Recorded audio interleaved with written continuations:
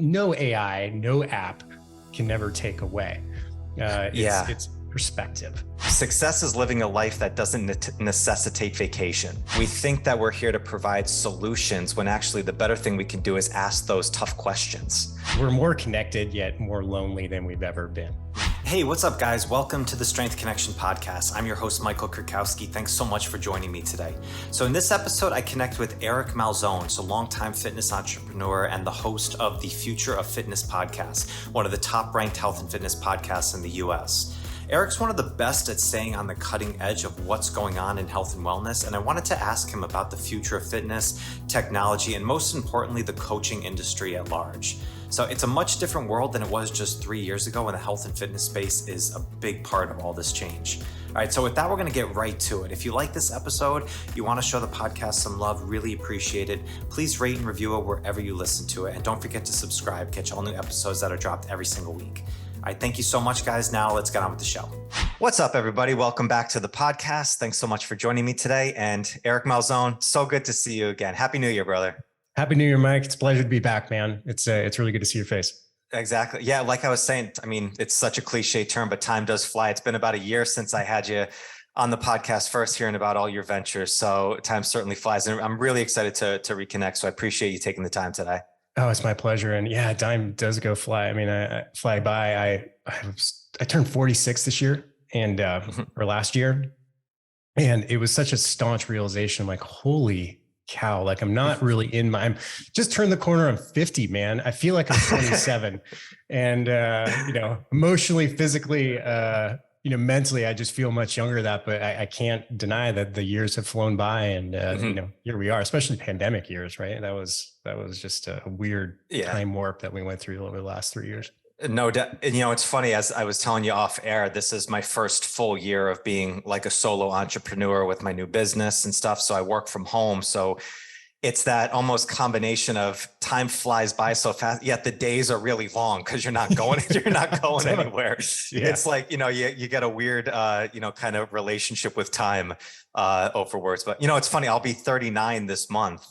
And that's almost like, wow, man, like 40 when I was a kid, that felt like ancient times. And I was like, and I just cracked up about the most immature joke with my brother-in-law like a month ago. I was like, yeah, it's a little different in your mind than it is chronologically. Yeah, totally, man. Well, congratulations on the first year of solo entrepreneurship. That's generally the one that, kind of makes or breaks people. So yeah, it's definitely been fun. And it's some stuff we'll probably talk about, today. For listeners, had Eric on a little over a year ago when we were connected through a mutual friend, host of the Future of Fitness podcast, which is one of my favorite to listen to, not just from your interview style, but just the topics that you get into. You talk about specific things on fitness, but also where things are going at the same time. And I think like in this world, especially how fast, technology has just increased everything. Health fitness industry is just as much a part of that. But we dove into your story, how you came up as an entrepreneur with all the different things that you've done. And you said a quote that struck me and stayed with me this whole year when you talked about the definition of success. And you said, success is living a life that doesn't necessitate vacation. And I took that to heart completely of, just getting into this first year, because you can get so into your own tunnel vision of just work every second, where you mentioned your F off Fridays. And I started doing that on Thursday of just taking that time in the afternoon just to get away from everything. So from a year late, thank you so much for that insight. Yeah, you're welcome. And I still have F off Fridays and, they're integral. And I think, when you look at, what I never want to get to is the point where I'm like, oh my God, I need a break. I'm so burnt out. I need a vacation. Right. Yeah. I just don't want to get to that point. I want every day to have, something exciting and enjoyable. And you got to work hard, as as a solo entrepreneur. You're going to work hard no matter what. You just got to find the enjoyment in the middle of it all. Yeah. And that's key. So I'm glad that was valuable to you. I mean, it's always been something that, I've tried to follow since I got out of business for myself. Yeah. Was that always something that was a part of what you did, or did you just kind of try that at some point again and it just started to stick? Yeah. Well, when I was in the corporate world, and I apologize if I the highly unlikely case that my sales director is listening back then. But I tried to do F off Fridays as much as possible. It was just, I think we all look at now and it's like not unknown, or it become more common knowledge that a 40-hour work week, 5-day work week doesn't really make sense anymore. Yeah. Like that was days of the factory workers, like the Industrial Revolution. That's where that came from. So why are we, like, even now I find it so hard. Like I work from, I'm like, if I'm not working at 5 o'clock, I'm like, oh, I should be putting in more time. Right. But why? Like if you're effective at what you do, time shouldn't really matter in. It's just, are you effective? And that's the biggest thing is, I used to talk a lot with my business coaching clients when I was doing more of that was, the difference between efficiency and efficacy, right? Efficiency is like, especially in the sales world, when I was managing people, efficiency is like, well, how many cold calls can you make in an hour? Right. Efficacy is like, well, how many meetings can you set in an hour? Yeah. And I don't care if you make 2 calls, right? If you're effective, then who gives a who can I say that? Who gives a 100%. Right? Like who gives shit? I don't care about. Like that was it. And that's a big thing to me. I'm like, okay, well, am I being more effective with the time and effort that I have versus just throwing shit against the wall and hoping that it'll stick? And I think that's just something you learn over time too. Yeah. It's funny because you don't realize that everything that we think of as kind of doctrine now, it's man-made stuff. Someone invented the 40-hour work week. Someone, even with step counts, someone just said 10,000 steps was something to do. And now it's like, that's where you need to get to. I think the Japanese company just kind of realized it was around the amount of miles that they had. And they just threw that number because it sounded much better than, something else. So, but then all of a sudden, how quickly we just adapt these things as this is where you need to get to. It's like, well, really, why? Because someone said it, or are you being effective? It's kind of the same in the business world. It's like, I never got that of like, you have to do 50 calls a day and stuff. Like I wasn't it, because my first call, I would end up on it for like 30 minutes. And I was like, well, I'm going to be here forever if I've got to do 50. But that 30-minute call turned into a meeting. It turned into a sale. So it's like, what are we actually chasing here? Yeah, I agree. It reminds me of a joke too, which I've told a couple of times, and hopefully I didn't say it on your podcast last time. I'll do it anyway. It's like, story goes that, a young woman is invited over to her boyfriend's family for Christmas dinner. They have ham, right? And as the ham is served, and there's 3 generations of his family there. And as the dinner serves, it's ham and it's in this dish, but the tips are cut off, right? The ends of the ham are cut off. And she goes, hey, Bobby, why do you guys cut the ends of the ham off? He's like, well, I don't know. Let's go ask my mom. And she goes, well, that's because that's the way my mom did it. So they went over to the grandma and they're asking, why do you cut the tips of the ham? Well, that's the way that great grandma made it, right? So they go up to Grand Mima, and she's sitting in their corner, just minding her own business. And Grand Mima, why do you guys cut the tips off the ham? And she's like, so it fit in the pan. Right. And that was it. Right. And it was like, well, we look at like, well, why have we done all these things over time? It's just because someone did something one time and then we just started doing it over and over again. Half the time it doesn't make sense. And that's kind of like my, what I think about the 40-hour work week. I put that in that category. That's so funny. We put so much emphasis on the importance of what it is, when no, it could have just been some necessity at the time just to fit it into that fucking pan, That's so fun. Oh, the lessons you learned from your grandparents, because they just did stuff. They didn't think about it so much from there. So, well, they're much busier than we were probably too.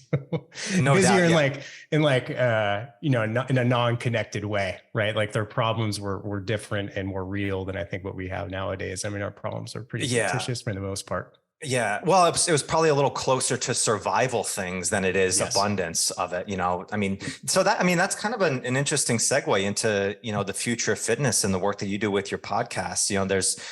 It's almost like there's such an abundance of knowledge and information out there. I was thinking, like, if I was a brand new coach of getting into this business again, like I would hope I would have a really good mentor who's been there before, because I wouldn't know which direction to go, because online has boomed so much, and now there's so much technologies that are people doing, and it's kind of like, where is coaching going on, from here? And you've been doing the podcast, for a while. Like, is there, like, when you started the Future of Fitness, what was the inspiration to do it? Did you want to just know really where the industry was going, or was it more of something like that you were passionate about, of just sharpening your saw? Yeah, I really wanted to know where the industry was going. And I've always liked the interview format. And I mean, I started listening to Joe Rogan like 7 years ago, right? I'm like, God, this is really fun to listen to. It just seems like a fun gig. And I was pushed by a couple of colleagues of mine at the time to start a podcast. And I was traveling too. I was nomadic. I had sold my gyms and we were going everywhere. So I just needed something I can do to help kind of build my, I wanted to really honestly know where the future of the industry was going, because it was such an interesting time. Not as interesting as it was the last 3 years, but it was pretty interesting back in 2017 when I started. And then I wanted to build my network, and I wanted to just build a following, because I know it takes a long time to build a following in any space, right? So I'm like, well, the sooner I start, then, the happier I'll be later on. And, I use the analogy all the time as like the Gretzky quote is, I wanted to know where the puck was going, right? I want to skate to where the puck was going, not where it was today, or even worse as the fitness industry, where it was yesterday. So that was the impetus for it. And, really just started with me interviewing a bunch of my friends, a couple of people that I knew. Dan John was like the first big guest that I had. He was like number 3 or 4. And then over time, I've really started just, refining it as the type of guest that I want, the type of topics, and the things that I find resonate with my audience. Yeah, that's it. In 2017, what was the big change that you saw at that time? Do you remember? Well, it was still kind of stale. Yeah. Right. It was still kind of stale. I mean, everything was just about the gym model. But really, I mean, if you look at what the big disruptors were, in that time frame, CrossFit, right? Disrupted the industry quite intensely. Yeah. Well, and that's where you were at when you had your brick and mortar, right? Was the CrossFit space. I was CrossFit space. Yeah. And we were always talking about like, just because CrossFit, we talk shit about everybody, right? And, we talked about shit about the health clubs and the bodybuilders and all that. And it was just like, well, this showed that there is disruption available.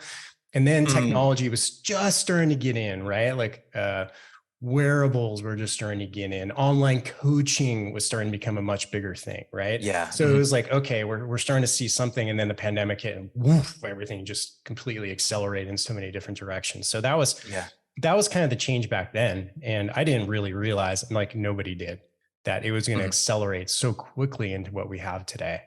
That's what was it's been so fascinating to see over the last few years of it. Because usually, I don't know, it seems like trends usually gradually start to build up. Then there's a tipping point of it. I didn't think there was going to be a tipping point coming soon, but then, a pandemic happens, things start to change, from there. And it seems like so much now has shifted specifically in the coaching world to more the online space and, just kind of like that realm.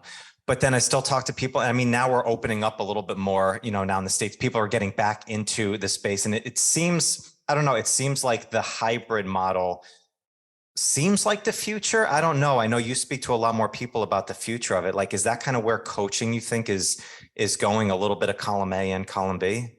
Yeah, I think so. I mean, an interesting thing, I have these notes in front of me because I'm preparing my newsletter with the interview I did with Garrett Marshall over at Exponential Fitness. And one of the things he mentioned was that in 2022, 72% of consumers in the US had at least one digital fitness app.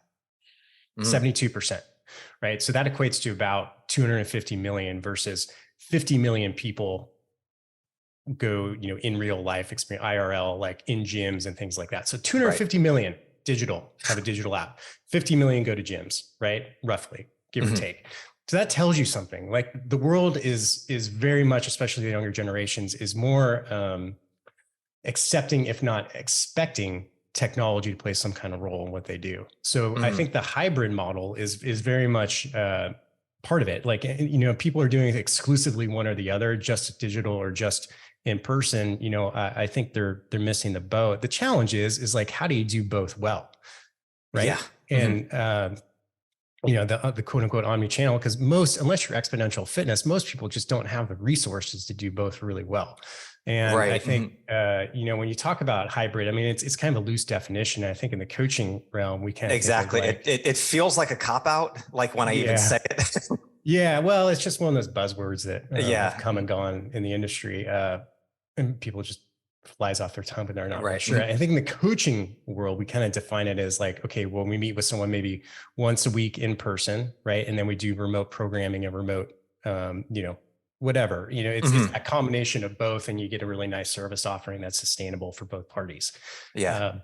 So if that's what we're talking about, then yeah, I do think that's kind of where it's going. But, we've seen more and more people now that we all sit on Zoom calls all day. It's like not a big deal to have a coach through Zoom, but yeah, I don't know, the in real life experience, I think in that connection is just so powerful. In that 250 million in that stat, is that wearable tech, or is that like just apps that are downloaded on the phone? Like, do you know, like, how was that measured? Yeah, that's app downloads. So that's a specific app. Like, I mean, of course, I think you and I test out a lot of stuff. So I probably have like 4 or 5, apps that I use.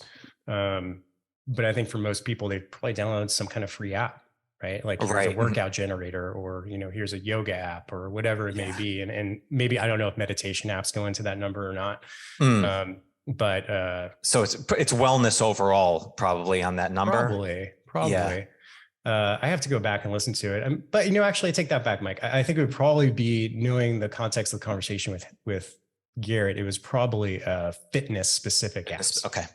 Yeah, it is. It's the barrier to entry, it seems now, is so small, because if you're interested in something, you can just go in, you can download the app, whether you use it or not. That would be really cool data, to see. And, I remember when the Fitbit first came out, and I really didn't, understand it as much. Like, what do you mean? Okay, it tracks this. I was like, okay, like this is actually some interesting data. So I think it's cool. I mean, I think there's some optimistic hope, I guess, because people are aware of it and they want to make changes on it. It's always just more, I'm just curious with the technology side of it, is how effective it is at actually instilling change with people. I'm sure that's like the big, I don't know. Yeah, that is the big, I don't know. And, I mean, we got to take a hard look as an industry too, how effective have we been in general? Yeah. At affecting change. Yeah. Right? I remember. I remember when it's not healthy. Yeah. I remember, I did a seminar and Fraser Kelch from TRX spoke, and he kicked off this was maybe 5 years ago or so. And he kicked off with some stats of like how many people have a gym membership, how many people use the gym membership more than like once a week. And it was, I think, the population of San Francisco, in the entire country in there. Yeah. So it's like, and he's like, so if you think you guys like don't have more people to work with and like inspire and stuff like that, like we got a long way to go. And it was like those numbers where it's like, holy shit, like where it's at. And it's like, it seems like, everybody's interested in it, but how do we actually like make those changes? Yeah, I agree. And it's we're in an interesting, really fascinating time as an industry, because there's so much change going on. And I think we're seeing a significant and probably irreversible change in the way things are. And a couple of things that I look at in that is that, we've sold fitness as weight loss for a very long time, and people want something different. I mean, the awareness of health in the general population is higher than it's ever been. People are very well aware of their health. And, outside of the health club sector, right, the kind of low cost, high volume area, which seems to be doing well, better than most. The boutique area is having still some challenging times after the pandemic. And, here's what I'm looking at. I guess here's what I'm trying to say is like a fitness professional as we know it. I'm not too sure that the career path is either there or under demand as it once was. Like, 10, 15 years ago, someone would go to, I don't know, an Equinox or something like that. Right. Start as a trainer, maybe start selling, right? Then they become a trainer, then they become the head of the training department. Maybe they find a career and they could stay in this place for a while. Or, a CrossFit gym is always a good example. Like, I just don't see the career paths there anymore. I think training and coaching is looked at more as part of the gig economy than it has been like a career, something worthy of devotion as a career. And I'm not saying that that's not possible. It's very possible to be a coach and have a great career, but it's just not seen that way anymore. And I think a lot of it too is like, you look at, let's just use a CrossFit gym because it's a great model because it's a very low barrier to entry if you want to build a business, right? For $1,000 certification and maybe 30 to 40, $50,000 of equipment, you have your startup. You got your space. Yeah. You're off and running. Now, if you want to hire coaches, right? Hire staff, and have them and be able to pay for your mortgage, right? Have a car, save for, have money for retirement, and then provide that for all of your coaches. I just don't think that's doable for the large majority. Maybe 1% of CrossFit gyms can do that, right?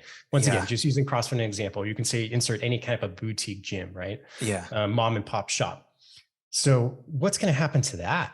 Where are these careers going to go? And so that's something that's a shift. I don't think it's necessarily, it's a problem, but it's also an opportunity. And I think when you look at the coaching career, what people want and need is more focused around health longevity.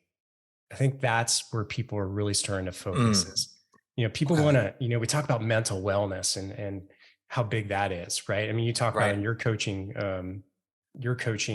career is like, that's something you're really starting to focus on is like the wellness of the client, right? It's not just, hey, what's the pounds what's your in-body scan say? Exactly. Right? Yeah. It's not, it's important, but it's just a piece of the pie. And how do you start to, because people are looking now at fitness and exercise and nutrition as ways to live longer, have a longer health span, not just lifespan, but have a healthier life over many more years.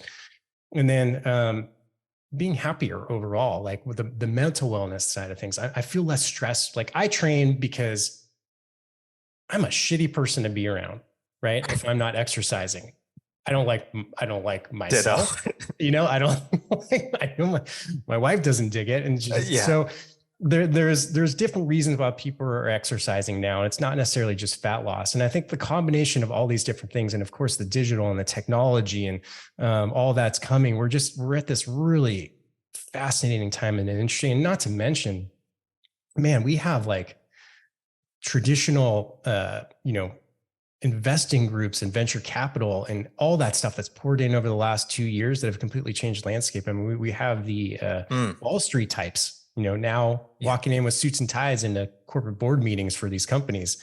And that wasn't existing 5, 6, 7 years ago outside of the health club space. So we're just seeing a lot of change, a lot of things going on, and where it's all going to land, I don't know.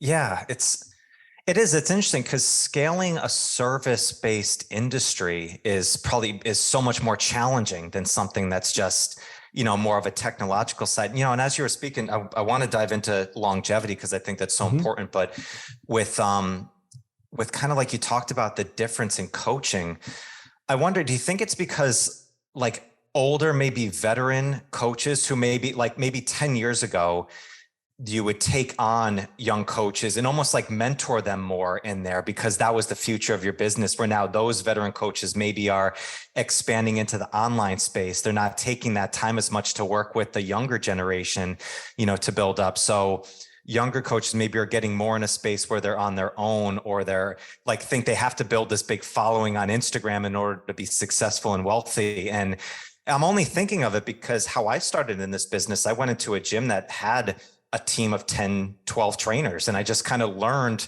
from being the squeaky wheel, asking questions about a million people before, thinking, maybe it's different nowadays. Maybe it's not, you're not looking at building a team as much as people are trying to build their own individual bases.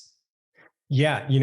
I was talking to Barrett from Mode Method this morning. He's like, did you know the influencer, right? The quote unquote influencer was, how do you phrase it? It was like the number one job people sought out in 2022. Oh God. Like people are building their influence. They want to be influencers, right? And that's not good. That's not good news for the fitness industry because we already had influencer problems. And, so I think also like, if you look at this generation, that's certainly part of it is because no one wants to go in and just grind it out and learn, right? It's either like, hey, this job is just a job.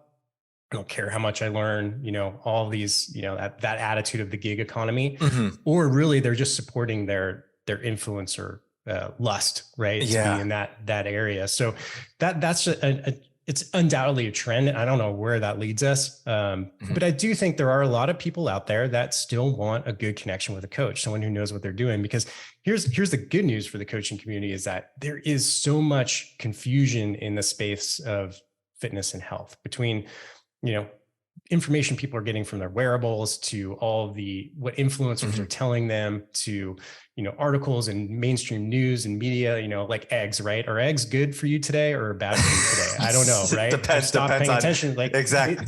They need someone who sits in that space going to help them, get through. And I think accountability is obviously a huge part of it, and that human connection. People still want accountability, and you can have an app that tries to hold you accountable, but no one really, who are you going to disappoint? Right? Exactly. If you don't do what the app says. So I think there's still opportunities to augment the coaching industry and start using all the technology and tools that we have in a more appropriate fashion. I think the good coaches, the people who are truly committed, will probably have a greater opportunity to get more share of the market.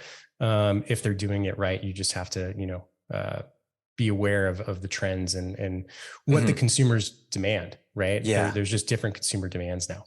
Yeah. It is. I mean, we were talking about this off air. It's like, I don't think there's ever going to be a substitution for human connection. That's why I think the coaching industry, I mean, the cream will rise to the top, right? Maybe it's not going to be as big, maybe ones that are not in it for the long haul or want to dive into it. Maybe they're going to, just kind of go off to the side. But the ones that are the great coaches in the world, I know will probably continuously rise up from there. I said there was one of my coaches asked me about this because they work with a billionaire tech person who was saying that the coaching industry is going to be dead within 5 years. How do you feel about that? And I was like, really? And my first instinct when he asked me, like, what do you think about that? My first instinct was defensive, like as a coach, like, well, this is my platform. I don't want to. And I was like, the difference of just talking with somebody individually, even through Zoom, but then when you get together with them on a connection, like it's so different than like an app being accountable to an app. It's like, and I don't think that's ever going to go away. So like the boutiques and stuff like that, I think the ones that are in it and kind of working at it day by day of building up those connections, I'm sure they're still going to build a critical mass of people. Maybe it's not going to be the huge thing, but growth is not always, the only goal, right? It's like, success is different for everybody. Yeah. Yeah. And you got me thinking too, Mike, because I think something that was been very noticeable because it happened so fast is this shift. And talking with a large, someone who's been in the space, a former CEO of Precorn and a big investor. And he was like, the difference is between now and 3 years ago is that, or maybe 5 was the time frame he used. People used to ask, I want to get fitter and healthier. Where do I go? Right? Meaning like, I'm going to go to the gym. Now it's, I want to get fitter and healthier. What do I do? And that's something that's different. And I think we're starting to see more of the, what Pete Moore calls the halo sector, right? Health, active lifestyle, and outdoors. That's something like, for people who are kind of typically engaged, maybe they have a Peloton at home, right? Maybe they have a gym membership. Maybe they want to go play pickleball. They want to play, soccer, or they want to go hiking. So helping people put together this cohesive strategy in their life, where it's like, as a coach now, you probably tell people you got a Peloton. Okay, great. I want you to do, what days a week are you going to do the ride? Right? Just do 30 minutes, tell me how much you did, and then we can factor in recovery and all those things. So it's not like it's competition. You just got to look how, as a coach, how do you incorporate all these things? Because people are really confused about, well, how do I put all the pieces together to have the results that I want? And that's a significant opportunity. Yeah.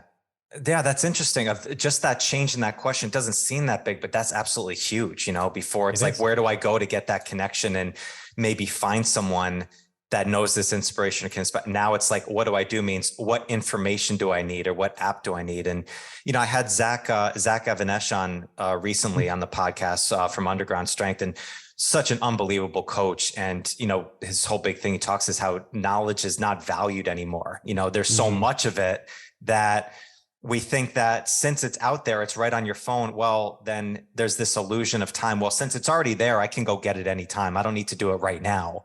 Like, because when I'm ready for it or when I have time, I can go in and I can, check that out from there. But again, kind of going back to what we said, we're still a very unhealthy culture. So just the knowledge and more information is not there. So I think you spoke with and had somebody on your podcast, who runs Tonal, which is kind of the competition of Peloton in there. And I know they've been, huge from there. It seems like a lot of coaches now are almost going to those platforms to kind of build up their own audiences. Am I right on that?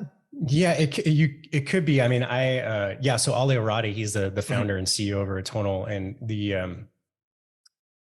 I've been using one. I'm pointing upstairs. That's where it is in my bedroom for the last year or so, or last 6 months. And I've really enjoyed it. And I've been trying to figure out where are the opportunities for the fitness professionals here? And there's definitely opportunities. Like you can be programming training through a Tonal, right? So you could be, here's the thing is but is that scalable? Like how many people have a Tonal, right? And, Kelly Starrett came on my podcast last year and, I asked him about, everyone wants to know, what is K-Star using? Is he using a Tonal? Is he using a Peloton? And what kind of technology doing? He's like, and he just kind of, not shut me down, but pointed me in the right direction pretty quickly. And he's like, listen, I want whatever's scalable to the masses. We have left, a significant portion of our population in the dust. Like what we've done, oh God, it's such a hard mirror image to look at, but you're like, what we've done is we've taken our people in our vertical. So in the fitness, health and wellness sector and people who work in it and love it. And we made ourselves really fit, but everyone else out there is not with us. Like most of the people who use a Tonal are probably within the industry or have, can afford a $3,000 So it's the rich getting richer. Yes, exactly. So everybody else, he's like, I'm more interested in a sandbag as a piece of equipment because that's cheap and universally scalable and I can get to more people. I'm like, okay, I got it, Kelly. Point taken. Like, now I feel terrible about myself and entitled. But that was an interesting thing too. Is there opportunities for people to coach with Tonal? Well, sure. But the masses still aren't there. And that's something we have to take a hard look at too, as an industry is like, well, who are we helping? Because still to this day, the people that, are the least healthy, cost the most as far as health insurance, are in suffering the most, are just not engaged in fitness and health. And that's the universal question. How do we get to these people? And there's so many technology solutions that people are trying to make a play at it. Move to earn and, going through corporate wellness programs and all that stuff. But that's really the big thing is how do we get to the masses? And then also to these masses, can we make a living there? Right. Yeah. That's interesting. I can see, it's Kelly Starrett saying that. I know he had this big operation with, desk getting all kids out of their desk. And that's going to be the big thing. Kids. Exactly. Stand-up kids, which I think is so huge. I don't know where he's at with that, but I love that idea when I first heard about it but it's true. Something like a sandbag. I mean, that's why I'm into kettlebell training from hardstyle kettlebell training from the Efficacy and Strong First. And I love it personally for, the fitness modality of it and the strength and conditioning, versatility of it, but also anybody can grab a kettlebell and they can have it in their home. Not everybody who needs a Peloton can afford to have a bike that's in their home. So I didn't think of it that way. It's like, the health conscious and the people were just adding another percent on top of their, awareness of it, but actually not getting to the people that overall really need it from there. That's really interesting. I mean, you just look at the ads, right? I mean, you look at like a Peloton or a Tonal ad and it's like, someone in their, huge windowed room above the Malibu cliffs doing their beautiful Peloton workout. Right? Yeah, exactly. And it's like, well, that's not the masses. Like, who's that trying to connect with? Like, I mean, people have the money. Yeah, that's true. So that term longevity, I'd love to ask you like what that actually means. I've heard it a lot, from there. And I think, there's certain exercise practice, but it almost seems like it's a mindset that people are getting into of understanding longevity more. From there, like I followed work of Peter Attia. I don't know if you've seen that documentary that Chris Hemsworth put out on Disney Plus, but is all about longevity. It was really, really interesting that he did. Oh yeah, it was a really, really cool one. It was just kind of breaking down the different things from there. But when you say like people are going into longevity, what was your shift into thinking that? Was there specific podcasts that you did with certain people that brought you to that? Or was it something you've been thinking about for a while? It's been a topic in numerous interviews. So it's more of a trend that I've noticed. And when I think about longevity, to put it simply, if we're going to define it to talk about it, is that it's health span versus lifespan. So lifespan is how many years we're going to be on this planet. Yeah. Health span is how many of those years are we happy and healthy. And, you look at generally, like I lost my father a few years ago at 84 and 83. And he, man, the last 5 to 10 years are miserable, right? Yeah. Really just uncomfortable. And, he even told me, he's like, whoever said the golden years were golden was full of shit. And, and you look at, I think that's the thing is like, well, as our life expectancy increases, right. And having, who did I have? I just interviewed, Eric Casaburi from Serotonin Center. So they're an anti-aging franchise that's trying to pop up. Really, really big deal. But, it was, he thinks that people our age, roughly the same age, will be live into well into our hundreds. Right. Really?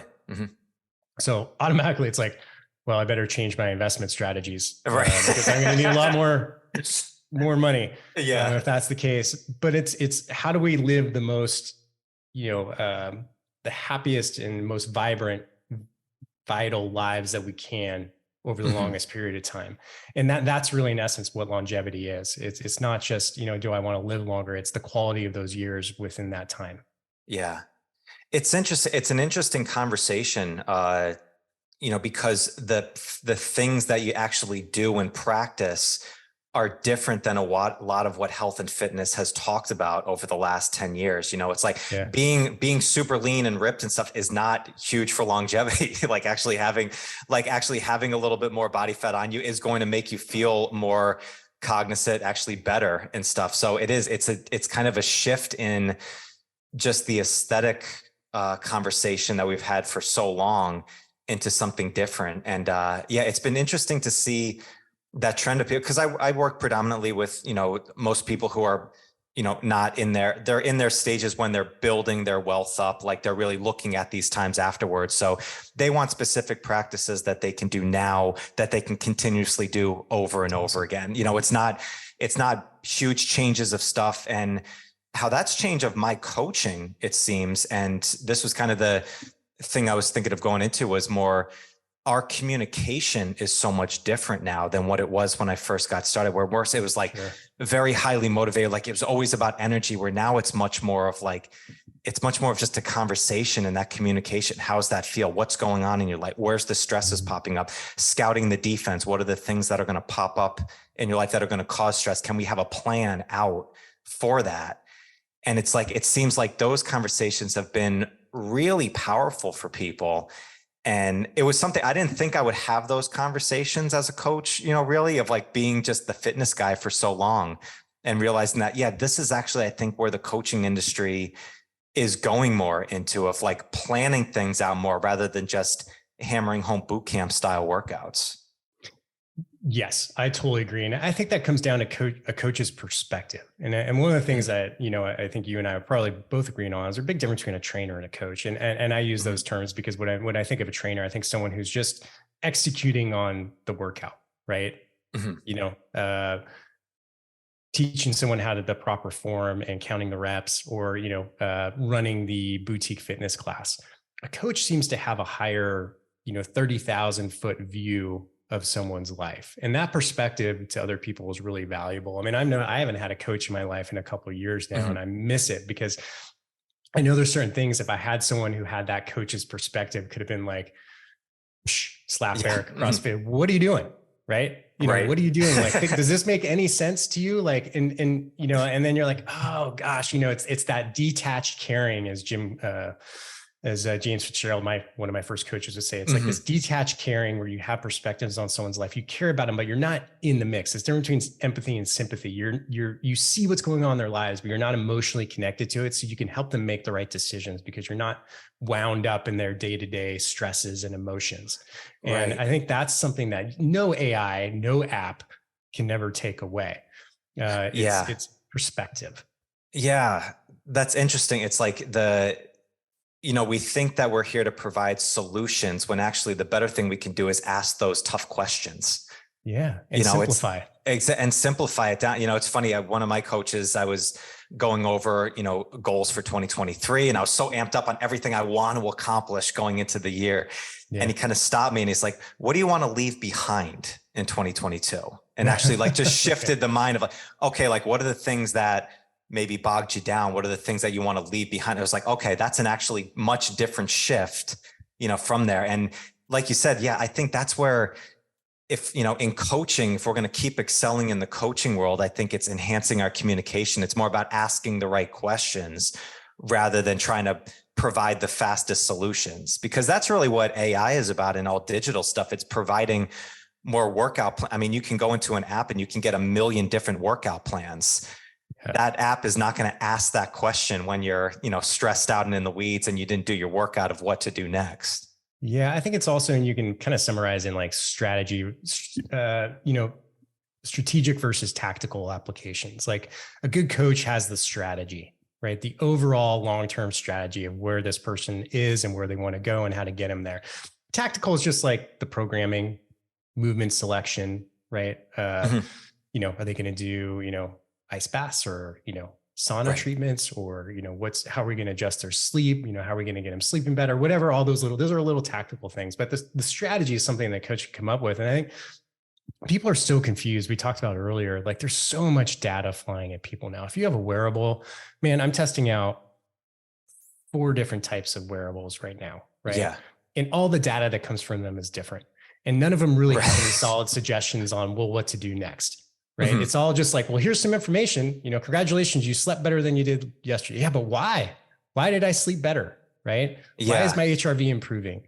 And I think that's where the coach comes in this huge confusion of, and maybe, and what your friend was talking about the coaching industry dying, is that AI will finally start to pick up the slack and give people predictions or actions that they can take based upon their old data to get them going. Right. But I still don't think, I don't trust it. And most people don't trust it yet. They trust a coach. They trust the experience. Yeah, it is. And I think, the person who asked that question, I mean, they're in their own perspective. They're in the tech-based world of it. So this is the language that they know mostly. They're not in human connection and stuff. And I mean, everybody, I think right now can remember a really great conversation with somebody, specifically a coach, and you're fueled up for the rest of the day. That's energy right there. It's like, it's not taking away your juice. It's like a solar panel where you're, infusing energy in, even more from there. So it's interesting with the wearables. Like the first time I remember that, Eric, was I had an in-body scan in the old studio that we had. And I just heard that if you drank like a gallon of water afterwards, it would tell you something different. So I did it once. I drank like a half gallon of water. I gained 3 pounds of muscle afterwards. Yeah, from just that. Yeah. So I was like, there's ways to manipulate that. But I remember I had that because somebody was doing a Whoop strap, and I know Whoop is a phenomenal company and they do really good stuff, but they came into a challenge where their Whoop told them that they weren't recovered as much. Now, well, how do you feel? Like, well, I feel really good. It's like, okay, trust your own mind, trust your own body. Sometimes we think that all this data is going to tell us exactly what we need, when in reality, our meat vehicle right here is, something that we don't know everything about. It's not something that any data I think is ever going to get to. I mean, who knows, maybe in 100 years or 200 years or so, but over the next 5 or 10 years or so in the coaching industry, it seems like if we keep diving into the communication factor and that one-on-one connection, that we're going to be fine. Yes. And it's, we're more connected yet more lonely than we've ever been. Mm-hmm. And that connection is really important. And, example is like I'm 8 Sleep. I'm testing out one of those mattress covers that regulates heat and cool. And, I sleep better.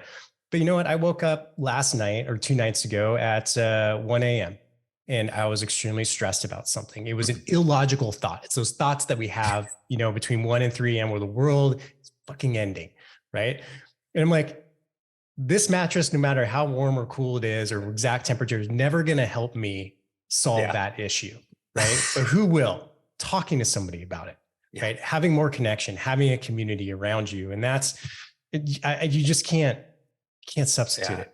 It's fun. I'm not laughing at your misery. I'm laughing because 2 nights ago, I had the same exact thing. It's that 2 o'clock in the morning, like everything's fine, warm, cozy bed, like everything's good. Why can't you sleep? And it's like, oh yeah, you're just having one of those, times. Got into some journaling, actually answered these questions. Okay, now I understand what's going on, and you get those things out, from there. So it's funny. No, it is. It's interesting because things evolve. It seems like things evolve slowly. Now over the last 10 years, it seems like things have ramped up so much that it's almost like, where do we go? What's going on? What do we do? And I still think like the human connection side of coaching, I still think if you dive into that, then you're always going to be willing, you're always going to be able to build, if you're a coach, you're going to be able to build a successful business. What success means to you, obviously, is going to be different, from the next person. But, I think we need coaches. We need good coaches in here, the ones that can speak to people. Yeah. And I think, all the great coaches I've ever had are still with me. Like their lessons, like I can still hear them in my head. Yeah. Right. Saying the things that they had taught me. And so they, a good coach can really, when you get into someone's psyche and you help them recognize things and help them make change, that's going to stay with someone as long as they're alive. Yeah. And I think that's something you just can't get through technologies. You just have to have that connection with people and understanding and the empathy that comes along with it. Yeah, no doubt. Eric Malzone, it was awesome having you back on, man. It's so great to connect, and I'm sure we'll be doing this again at some point soon. People want to listen to the podcast, plug in. What's the best place that they can go and check it out? Yeah, you can just go to futureoffitness.co and you can get information on how to listen to it. I have an email newsletter that pumps out with summaries of each podcast, so you can just go there and subscribe, and I'll hit your inbox every week. I'm really active on LinkedIn too. That's my preferred social media network because it's less trauma, more connection. Yes. And just Eric Malzone, you'll find me. It's really easy. Awesome, Eric. So good to see you, man. Thank you so much. Yeah, thank you, Mike. Listeners, thank you so much. Talk to you on the next one. Peace. Thank you so much for joining me today. I hope you found some great value here. And if you like this episode, please drop a comment and leave us a 5-star rating and review. It does more to build the show than you can imagine. And do not forget to check out and join the Strength Connection Facebook group. In this group, I share the biggest takeaways and lessons from these amazing conversations, as well as training and strength tips for pursuing mastery and fulfillment in life. This group is filled with individuals looking to take full control over their strength, and it's the perfect space to explore new ideas and to share your journey. And you'll also get exclusive access to these Strength Connection Mastery seminars. It's a deep dive into the physical, mental, and spiritual training that you can begin using immediately. So do not wait, go now. Seriously, go. All right, much love to you. Thank you so much, and I'll catch you on the next one.